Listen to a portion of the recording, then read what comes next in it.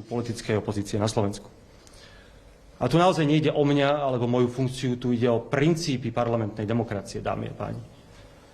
A tie princípy znamenajú, že aj opozícia dostala vo voľbách legitímny mandát a má mať svoj hlas a svoje zastúpenie vo vedení parlamentu, tak ako to doteraz vždy bolo.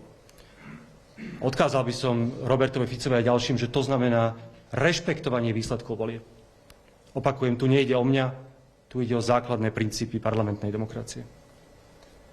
A ešte by som chcel odkázať pánovi premiérovi, že mňa týmto nezastrašíte. Práve naopak.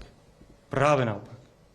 Ja vôbec nepochybujem, že prídu nové útoky a stále väčšie a väčšie hlúposti. Veď si pamätáte, pred voľbami vymysleli deepfake o tom, že Progresívne Slovensko, alebo ja osobne chceme zvyšovať cenu piva. Potom vyrobili deepfake o tom, že chcem sfalšovať voľby. Potom si prečítali moje akademické publikácie z Oxfordu a vymysleli, že idem organizovať farebné revolúcie. Viete, ja som nebol nikdy ani privatizér, ani kriminálnik ako ľudia z prostredia Smeru, preto na mňa reálne nič nemajú. A tak nepochybujem, že tie útoky budú na moju rodinu alebo na pamiatku môjho zosnulého starého otca. Svedčí to už len o tom, že z Roberta Fica sa stal zatrpknutý, pomstychtivý človek, ktorý Slovensku už nevie nič reálne ponúknuť.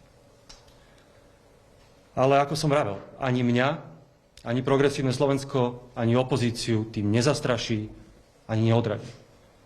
Pokiaľ ide o moju osobu,